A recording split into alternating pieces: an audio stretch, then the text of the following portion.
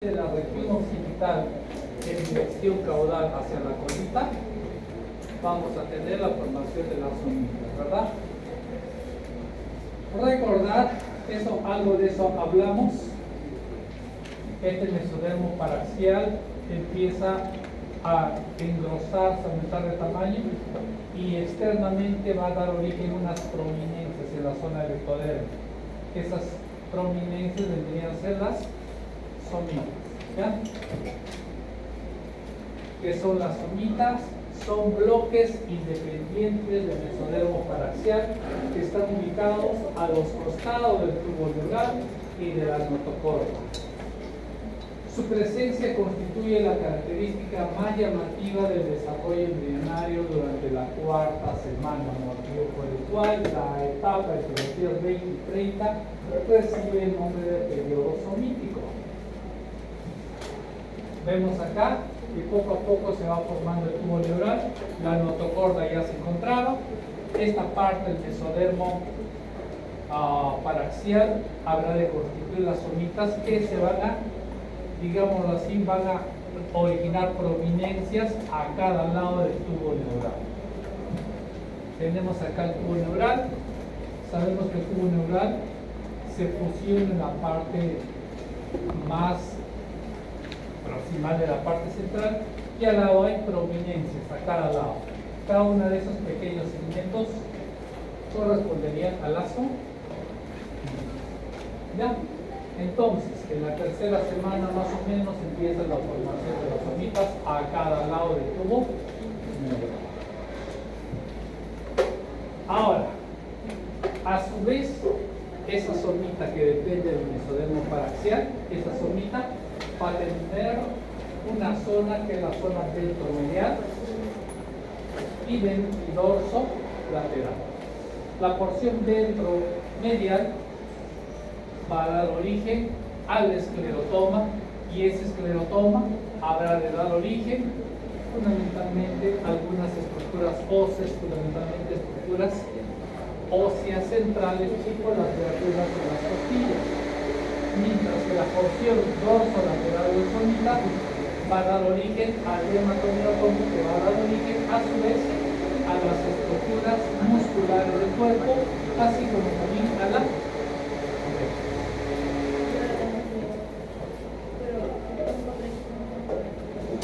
decíamos lo que habíamos comentado, las somitas que se originan del mesodermo paraxial van a dar origen al esclerótomo y a la región del tendón. Vemos claramente este somito que habrá de dar origen a dos zonas, dermamiótomo y el esclerótomo, a cada lado del tubo neural. ¿Ya? Vemos nuevamente el mesodermo esplástico, el mesodermo somático,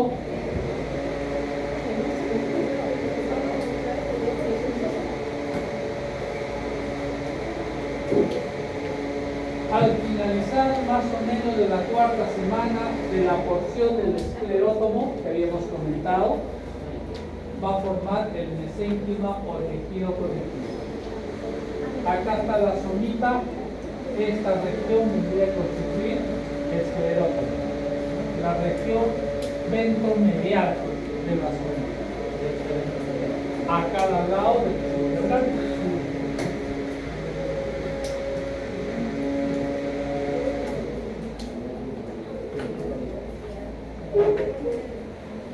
Esta zona del esclerótomo va a originar a células mesenquimatosas, que es una forma o variedad de tejido conectivo.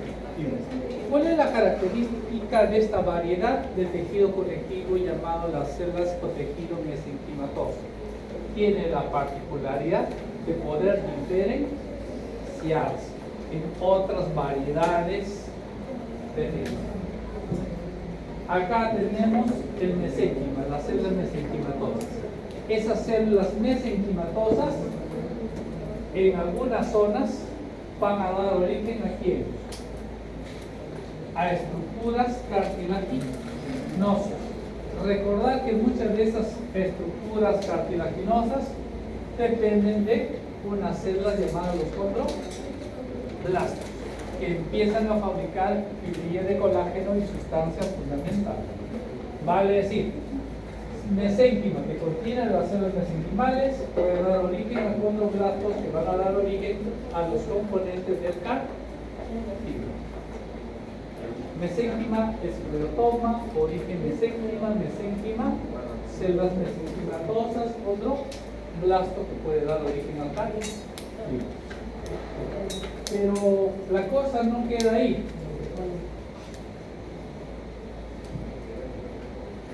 Otras porciones del mesénquima a su vez pueden dar origen a estructuras que van a dar origen a unas cubiertas membranosas. Esas estructuras membranosas que se originan a partir del mesénquima pueden dar origen a unas estructuras llamadas osteoblastos. Recordar que el osteoblasto es la célula formadora fundamentalmente de tejido óseo. Este osteoblasto, ¿qué va a hacer? Va a fabricar a su alrededor la porción orgánica del hueso, a eso se llama osteoide. En esa porción orgánica se va a adicionar elementos minerales. Recordar que el elemento mineral más importante vendría a ser el el fosfato de calcio o el calcio, ambos forman el tejido óseo. A este proceso de formación a partir de las células mesenquimatosas que van a dar origen directamente al tejido óseo se le llama osificación membranosa. ¿Dónde está claramente evidente eso? Cuando ven a un niñito nacer y le ponen el dedito ahí en su mollerita, ¿qué sirve? Se hunde. Da la apariencia que si soy muy malo y le meto el dedo hasta el fondo puedo atravesar eso, ¿verdad? Porque es solo una membranita.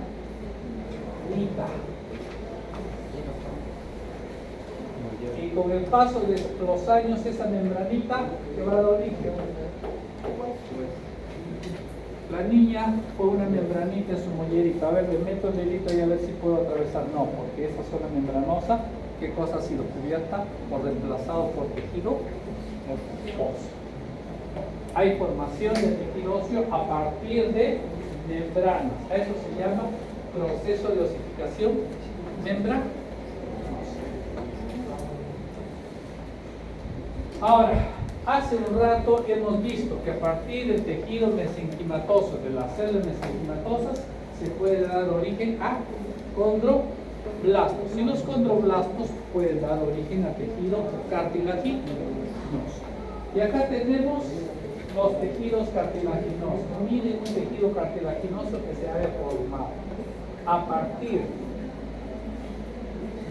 de muchos de esos tejidos cartilaginosos van a aparecer centros primarios de osificación. Si esto, por ejemplo, un cartílago alargado, como es propio que se ocurra a nivel de los huesos largos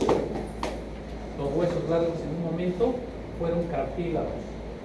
Y esos cartílagos van a tener centro primario de osificación en la zona diapiciaria, fundamentalmente. Vale decir, la parte más central. Esta es la zona diapiciaria, estas dos son las zonas epifisiales. A partir de estos centros de osificación, ¿qué vamos a tener? Formación de tejido óseo en los centros primarios de osificación. Conforme va evolucionando toda la diáfisis del hueso, se habrá ya de convertir en hueso. Pasa el tiempo, van a aparecer centros secundarios de osificación a nivel de las epífisis. Entonces, llegamos a la adultez, a la madurez, en la cual a partir de una estructura cartilaginosa previa, se habrá de dar origen a una estructura ósea, como los forman cada uno de los huesos de nuestro cuerpo. A ese proceso se le llama osificación endocondral. ¿Por qué? Porque a partir de un cartílago se formó tejido óseo. Recordar que en los huesos largos hay zonas que todavía son cartílago, a pesar de que hayamos nacido, a pesar de que estemos creciendo. ¿Recuerdan esa zona cómo se llama? El llamado cartílago de crecimiento. ¿Dónde se encuentra el cartílago de crecimiento? Hasta que ustedes crecieron, ahí desapareció. ¿Y dónde se encontraba? Entre la epífisis y la diáfisis. En el límite, ahí se encontraban esos cartílagos de crecimiento. Por ese motivo ustedes podían crecer hasta que tuvieran ese cartílago de crecimiento. Una vez que ese cartílago de crecimiento traspasó por su proceso de osificación endocondral, santo remedio, ya no crecieron más. Ahí se quedaron. Probablemente todos ustedes ya no tienen ese cartílago de crecimiento y se han quedado así, de chiquititos o altos según como hayan llegado. ¿Cierto? Profesor, ¿y lo que se opera para crecer lo estimulan al momento de abrirlo? Aquí. Algunos que se alargan los huesos, un tratamiento por 1 año, 2 años. Ya. Se ponen los clavos. Eso para favorecer el crecimiento fundamentalmente. Recuerden que gran parte de las cosas de nuestra madurez, de nuestra evolución, dependen de efectos hormonales. Hay la hormona de tiroides, por ejemplo, dentro de sus múltiples efectos, así como la hormona de crecimiento, dentro de sus múltiples efectos es estimular el crecimiento. Hay algunos que nacen con los niveles bajos de esas hormonas, ¿qué hay que darles? La hormona para que puedan crecer. Pero hay operaciones que el chico para Hay un adulto ya se opera. se hace la operación que vuelve a los padres para que se pueda crecer. Bueno, no necesariamente esto significa que van a seguir los términos regulares de crecimiento. De que todo se puede hacer en esta vida, Frankenstein también creció y se hicieron de esa manera. Frankenstein, ¿saben qué es Frankenstein? Bueno. Todo es posible dentro de lo que es, si hay vientres subrogados, hay fecundación in vitro, todo es posible, habiendo dinero. Pero las vías naturales de crecimiento tienen que ver con las cuestiones hormonales y las vías usualmente que normalmente utiliza el organismo para crecer. Este es un ejemplo de un hueso largo, noten que es largo, la zona diafisiaria, la zona epifisiaria. Los centros primarios de osificación se encuentran acá, en la diáfisis de los huesos largos. Los centros de osificación secundaria en las epífisis de los huesos largos. Vale decir, ¿quién se osifica primero? La diáfisis. ¿Quién se osifica después? La C. Acá está. Ya maduró, está madurando hueso, y acá está la zona limítrofe.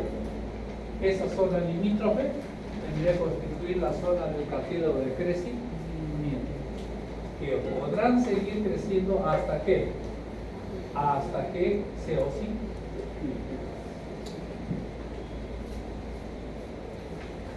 Los huesos largos pueden ir creciendo mientras en longitud, mientras que exista cartílago de crecimiento.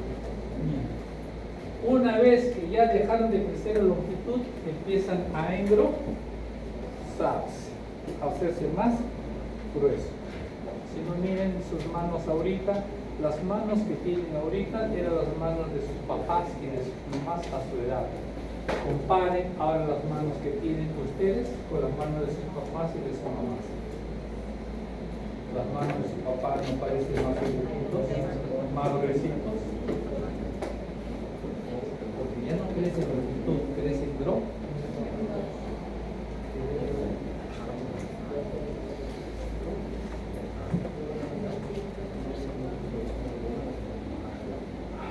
Algunos ejemplos. En algunos huesos, como los huesos planos del cráneo, que hemos mencionado, el mesénquima de la dermis se diferencia directamente en hueso, dándose este proceso como osificación intramembranosa. La osificación intramembranosa, específicamente, ¿en qué áreas podemos ver? Por ejemplo, en los huesos del cráneo. Por eso hay la mollerita en los huesos del bebé, ¿verdad? embargo, en la mayoría de estos, las células mesenquimatosas originan primero moldes de cartílago y amino que en su momento se osifican mediante la osificación endocondral. El otro tipo de osificación es el endocondral, que usualmente suele asociarse más que todo a los huesos planos. Los huesos planos más por la vía membránica.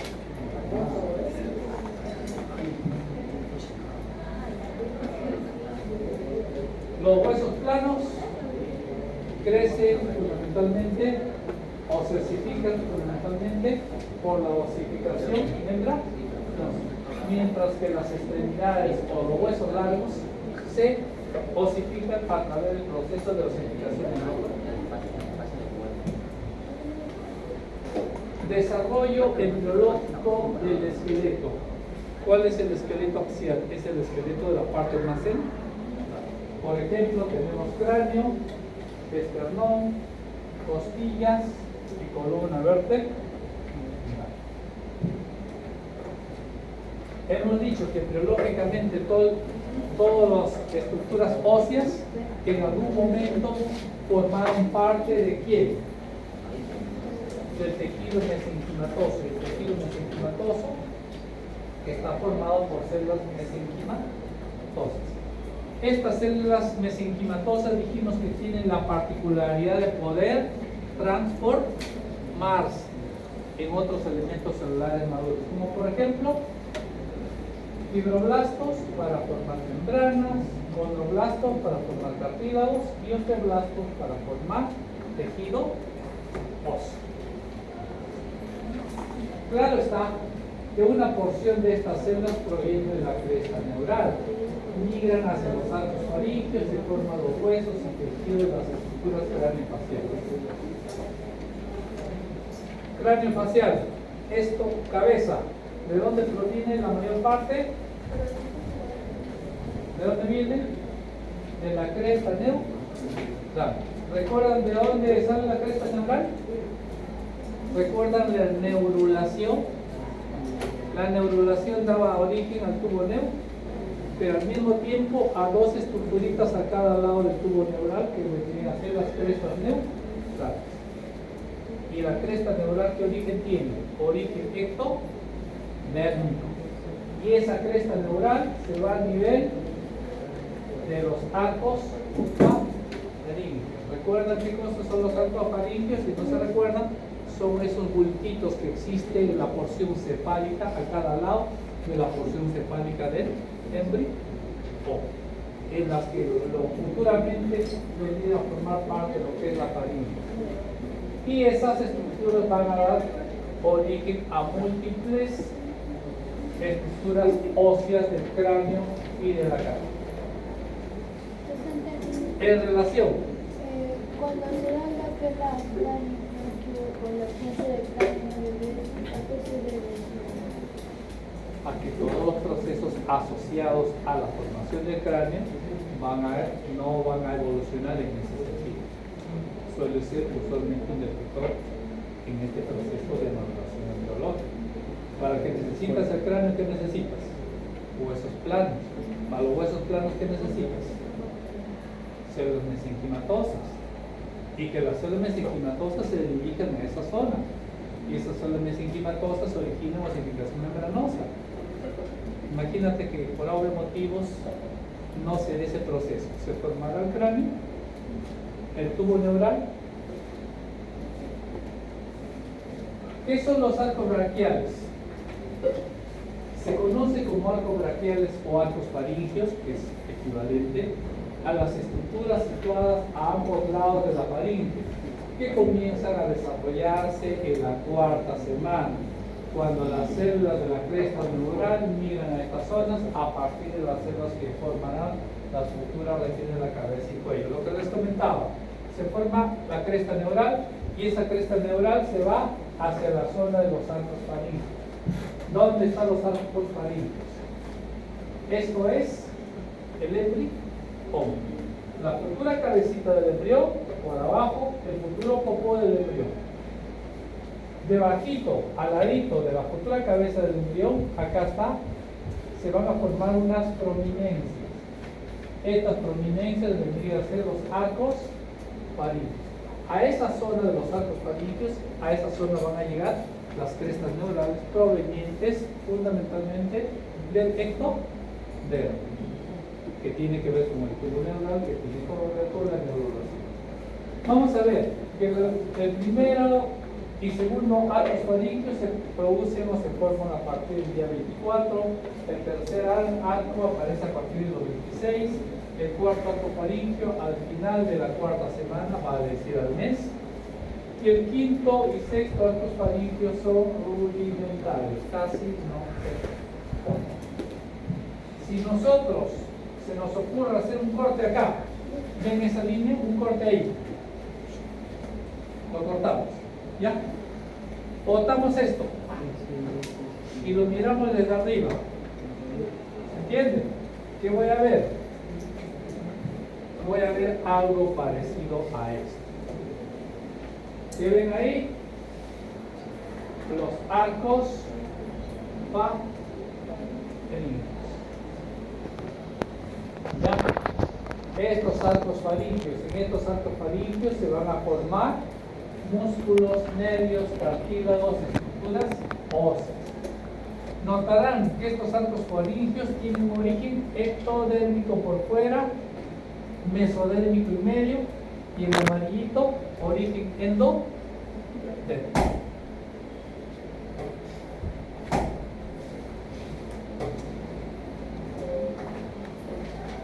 Algo más que quiero hacerles referencia.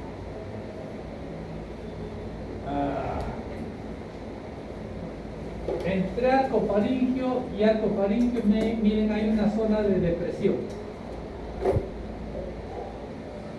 ¿Ya? Y internamente, entre arco faríngeo y entre arco faríngeo hay otra zona de depresión. Esta zona de depresión, para hacer atravesaje, la zona más delgada, vendrían a constituir las llamadas membranas faríngeas. ¿Ya? Seguimos. Lo mismo, pero menos colorido para identificar estructuras. Primer arco, segundo, tercero, cuarto arco.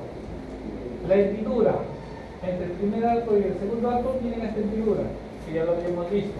Son la primera hendidura faríngea. Y por el otro lado también hay unas hendiduras que vendrían a ser las bolsas faríngeas. ¿Ya? Y obviamente esta zona vendría a ser ¿qué cosa? Este grosor entre arco faríngeo y arco faríngeo, membranas faríngeas.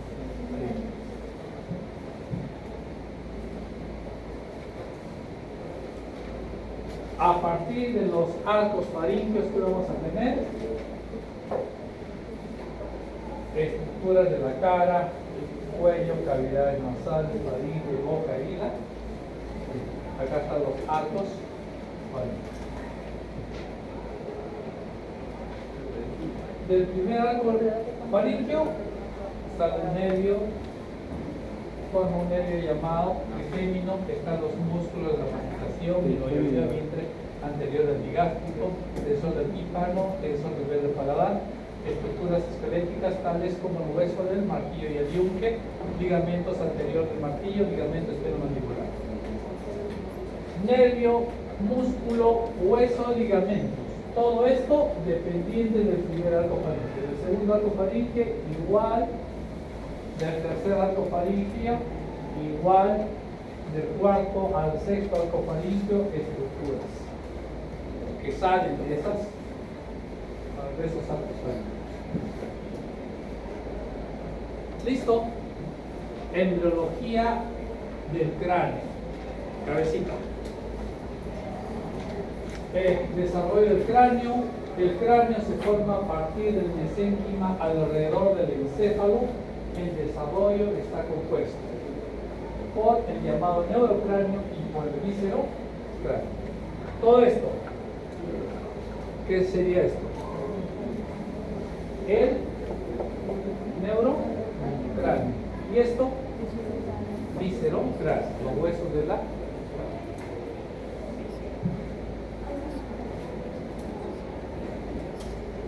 El cráneo se habrá de dividir en dos partes. Neurocráneo, viscerocráneo, ya lo habíamos comentado. El neurocráneo, que es esto, a su vez tiene dos orígenes. Un proceso de osificación membranosa y un proceso endocráneo. ¿Quiénes tienen que ver la porción membranosa del neurocráneo? Los huesos planos, la molleritas, ¿recuerdan? La fontanera. ¿Quién tiene origen endocondral? Los huesos que se encuentran en la parte más baja del cráneo, los huesos de la base del cráneo. Hablemos un poquito más. El neurocráneo cartilaginoso o condrocráneo está compuesta por la base cartilaginosa del cráneo en desarrollo que se forma por fusión de otros cartílagos. Vemos acá algunos cartílagos. Todos estos cartílagos van a dar origen a las estructuras óseas de ¿quién? Del neurocráneo. Recordad que ese neurocráneo cartilaginoso se forma fundamentalmente en la base del cráneo. Posteriormente, la osificación endocondral originará los huesos de la base del cráneo. El patrón de osificación de estos huesos lleva una secuencia definida. ¿Dónde empieza este proceso? En la región occipital, luego el cuerpo de los esfenoides y del etmoides. Esfenoides, etmoides, hueso occipital, recordad que son huesos de la base del cráneo.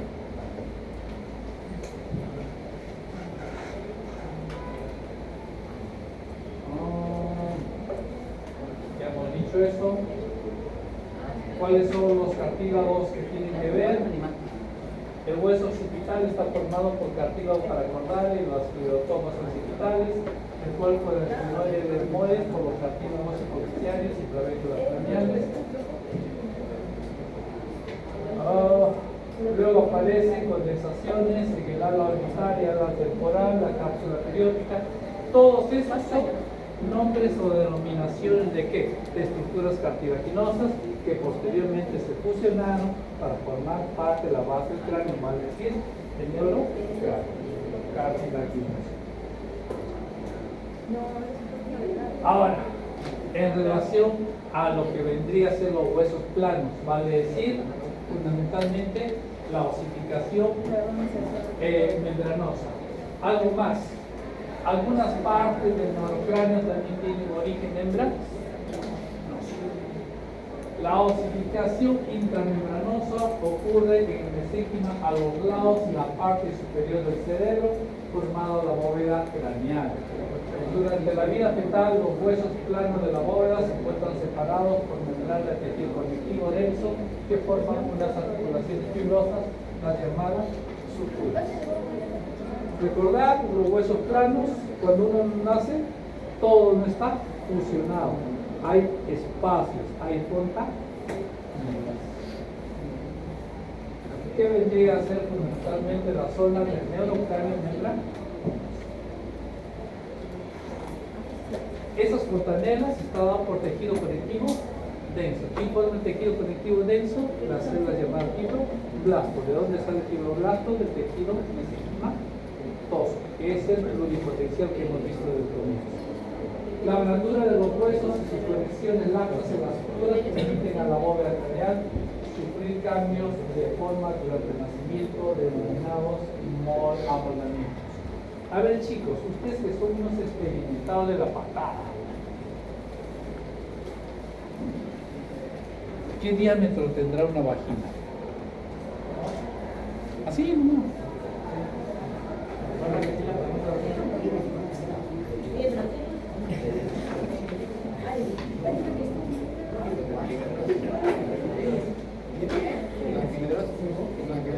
¿5 centímetros dicen? ¿Así? A ver, las máster de la especialidad.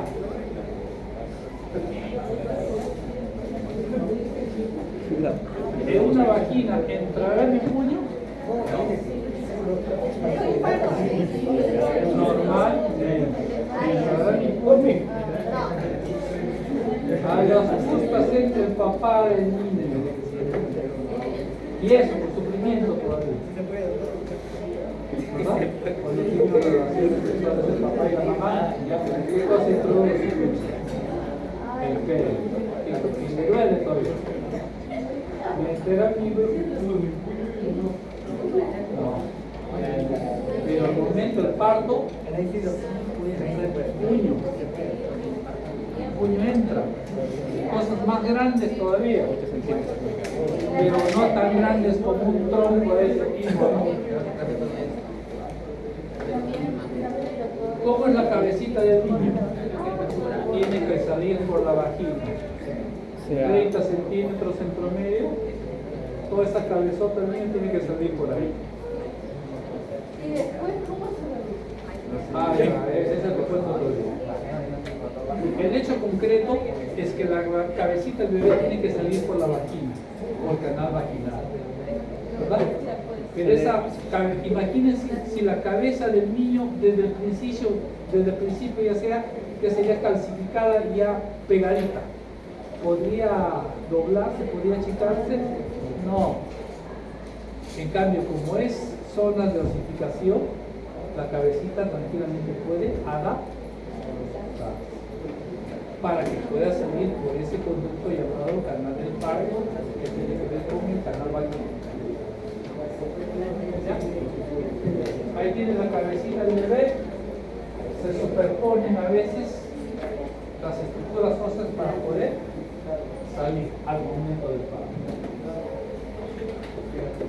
Neurocráneo membranoso, los lados y el techo del cráneo se desarrollan a partir de la cresta neural. La región occipital y la parte posterior de la cápsula óptica se originan del mesodermo paraxial. Viscerocráneo, los huesos de la cara derivan de la cresta neural, así como también los huesos lacrimal y nasal. Al inicio la cara es pequeña en comparación con el neurocráneo debido a la falta visual de los senos paranasales y el reducido tamaño de los huesos. Al aparecer los dientes y las cavidades paranasales, la cara va obteniendo ya rasgos humanos. El viscerocráneo está formado por los huesos de la cara y se origina principalmente por los dos primeros arcos faringios. ¿Cuál fue el origen de los dos arcos faringios? Las crestas neurales. ¿Qué origen tiene la cresta neural?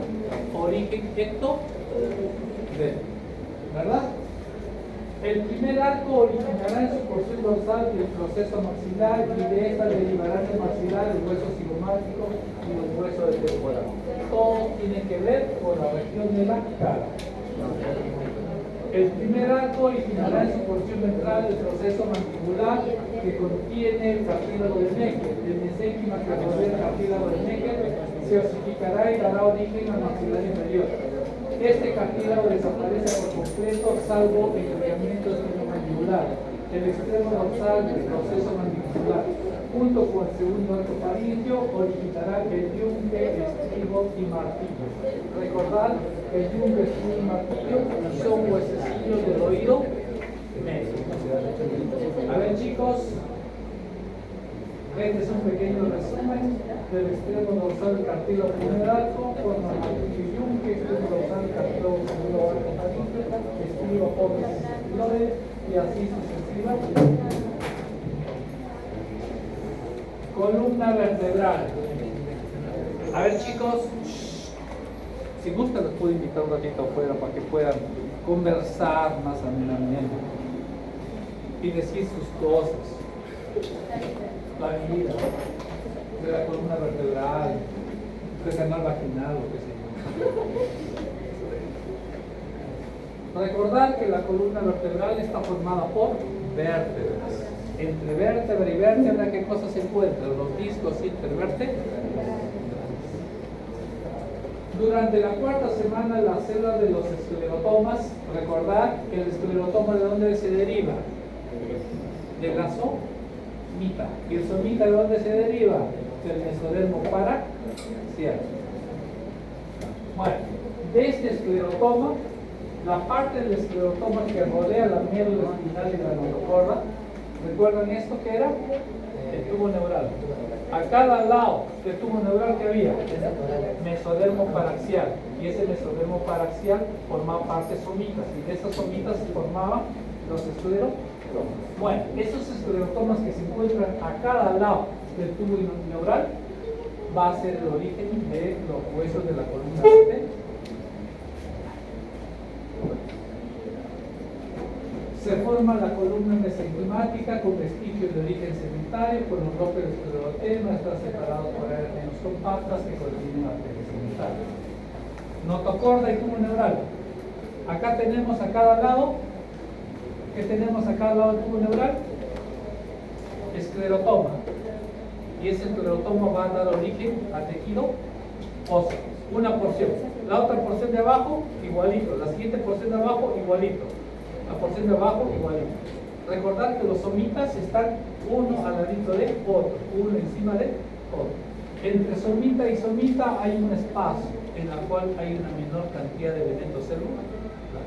A partir de cada uno de esos somitas, a partir de cada una parte del escleroderma de cada somita, cada uno va a originar una vértebra. Y entre somita y somita, que vendría a ser el espacio a partir del cual se van a ir formando los cartílagos fibrosos que forman parte de la columna vertebral. Durante el desarrollo ulterior, la porción caudal de cada segmento del esclerotoma experimenta una gran condensación y proliferación.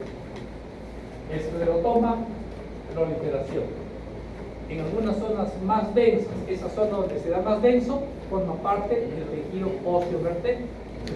La zona donde no hay proliferación, que se da entre el esclerotoma de arriba y el esclerotoma de abajo, no hay mucha proliferación, ese espacio va a ser llenado por algunas células que van a formar cartílago fibroso, que va a formar el cartílago intervertebral. Esta proliferación avanza al tejido intersegmentario subyacente y une la mitad caudal de un esclerotoma con la mitad cefálica del que se encuentra por debajo. ¿Lo quieren ver más bonito? Ahí está. Notocorda, a cada lado esclerotoma, lo que va a formar el futuro vértebra, y entre espacio y espacio hay menor cantidad o concentración de células. A ese nivel se van a encontrar las arterias intersegmentarias.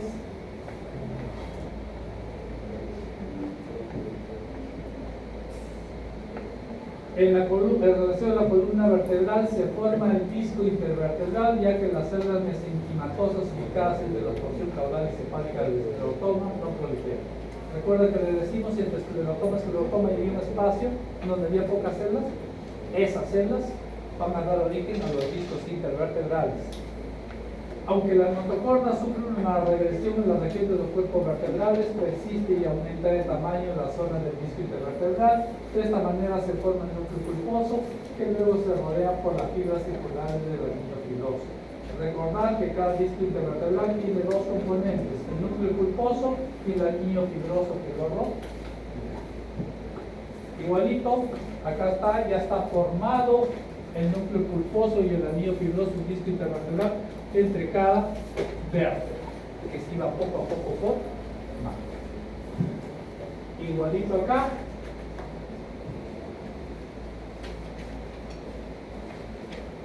La redistribución de las esclerotomas en las vértebras definitivas hace que los miotomas se dispongan a manera de puente sobre los discos intervertebrales.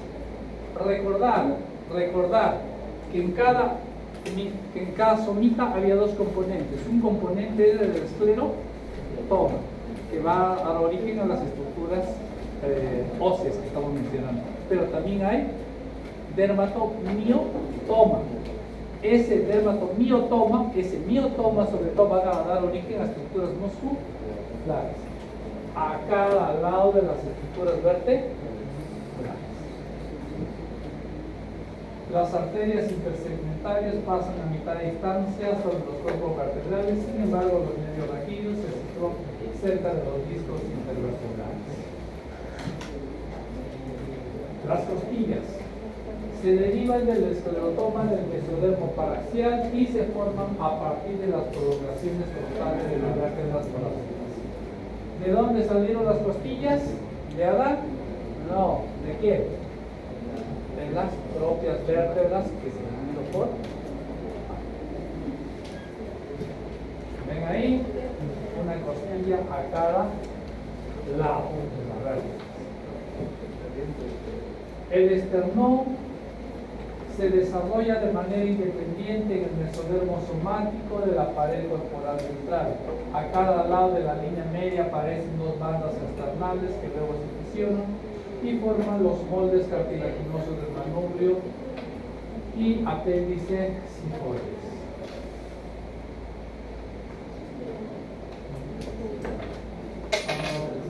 ¿Recuerdan el mesodermo somático? Había mesodermo paraxial, mesodermo intermedio y mesodermo lateral.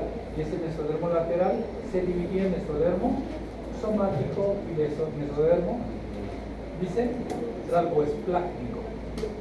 ¿De qué parte sale el esternón? Del mesodermo somático.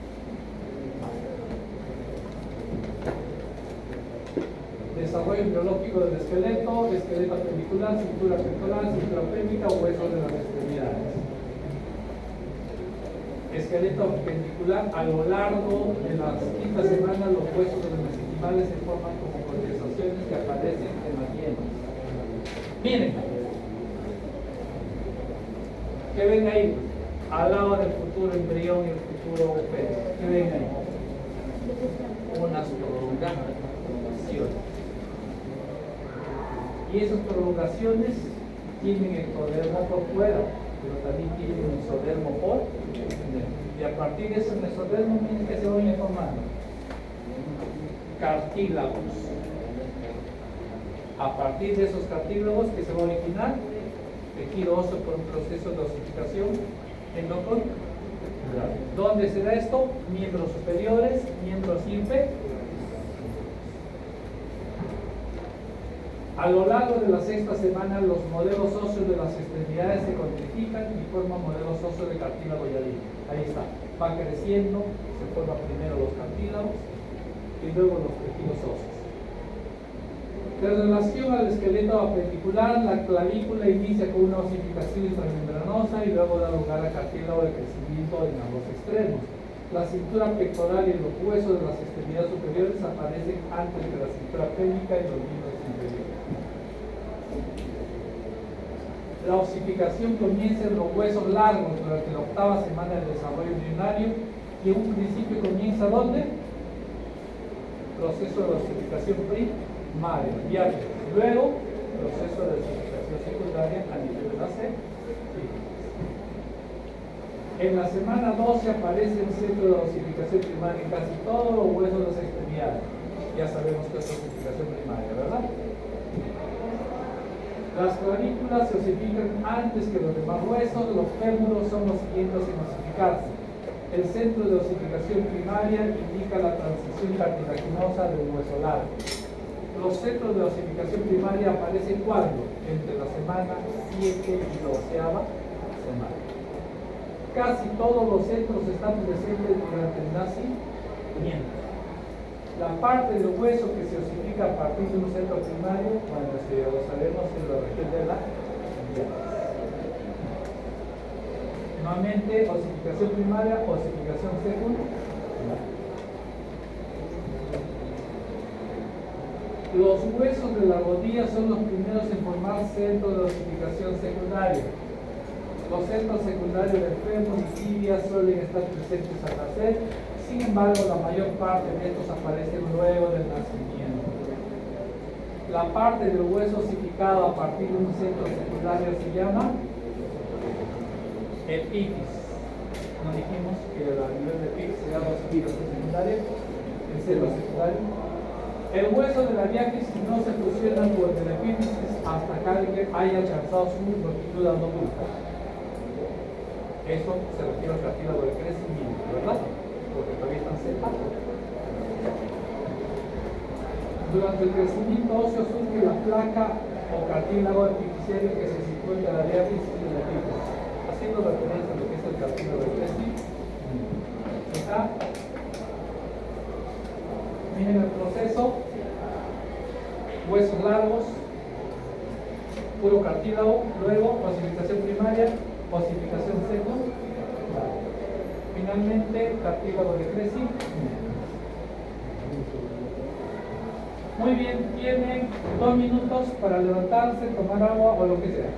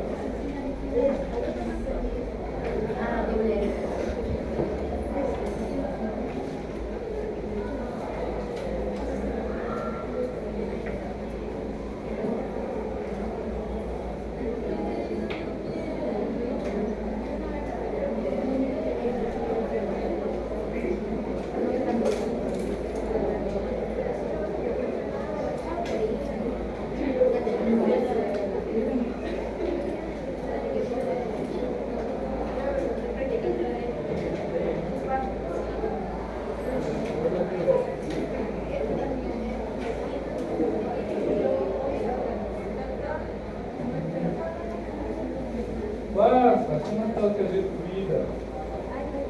Muy mal, ha sido mala suerte. Yo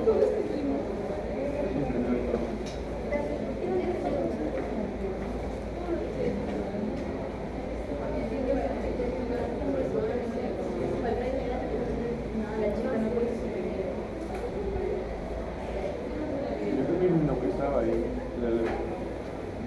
modificé un poquito para hacerlo mejor de lo que estaba, porque algunas partes salían deformadas. Sí, así salían a ver. Lo quitamos si quieres, no hay problema.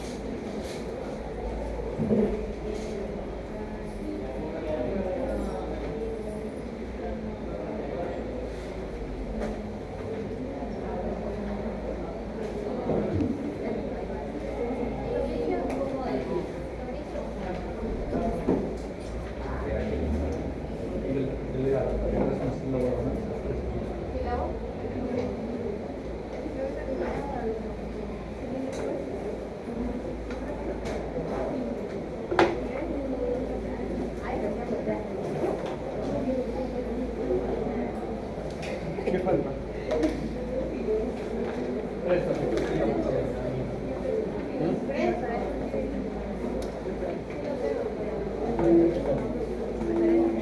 No te preocupes,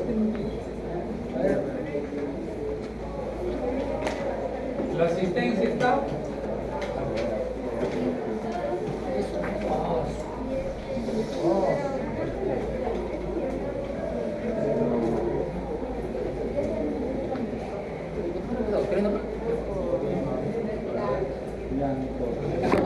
Profe.